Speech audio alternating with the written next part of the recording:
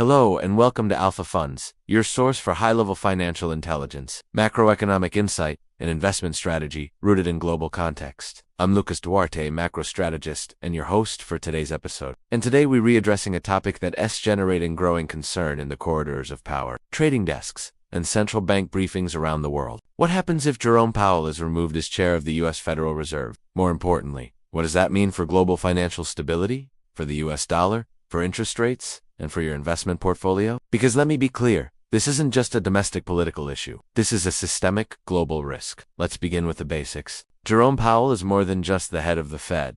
For the past several years, he's been a stabilizing force in a highly unstable world, managing inflation, resisting political interference, and navigating the aftermath of the COVID stimulus era. Powell represents monetary continuity, and more importantly, institutional independence. If he were to be removed, especially through political pressure, we wouldn't just be witnessing a change in leadership. We'd be witnessing the erosion of trust in the central bank's objectivity, and that has massive consequences. Because when the independence of a central bank is called into question, markets start to panic. Inflation expectations rise. Long-term bond yields jump. Volatility becomes the new baseline. Why? Because markets stop trusting that policy will be guided by data. They start fearing it will be guided by politics. So what happens in practice? Let's say Powell is fired or resigns under pressure. The first consequence: a sharp sell. U.S. Treasuries, the so-called safest asset in the world, could face a credibility crisis. The dollar could weaken sharply. Stocks could experience a flash correction. And the VIX, the volatility index,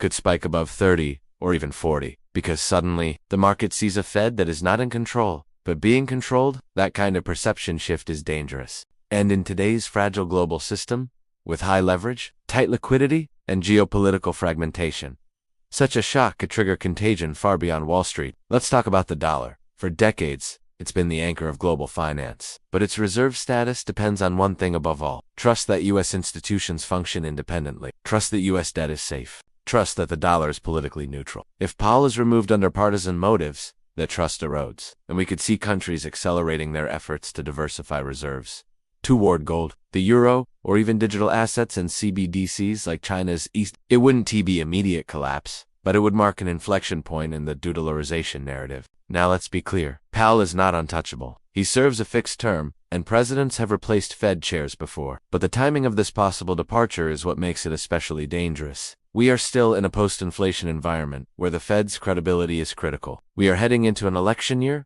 with political polarization at record highs. We are seeing synchronized global fragility, from Chinese deflation to European stagnation to Latin American currency stress. This is not the time to create additional uncertainty. When you strip away all the models and charts, what moves markets is confidence.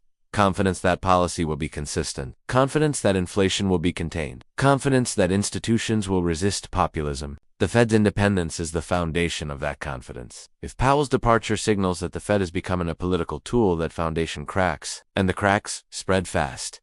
2 mortgage markets, 2 corporate bonds, 2 international flows. Suddenly, investors start to ask, if the Fed can be captured, what else can? That question alone is enough to trigger repricing across global markets. So what does this mean for you, the investor or strategist? Here's my advice. Monitor U.S. political risk closely. The Fed is not immune to headlines. Powell's future is now a financial variable. Reinforce exposure to hedging assets. Think gold, inflation-protected bonds, volatility options, and select foreign currencies. Avoid overconcentration in long-duration U.S. assets. If Powell goes, yield curves may steepen fast. Track global liquidity indicators. If confidence cracks, central banks may be forced into emergency measures.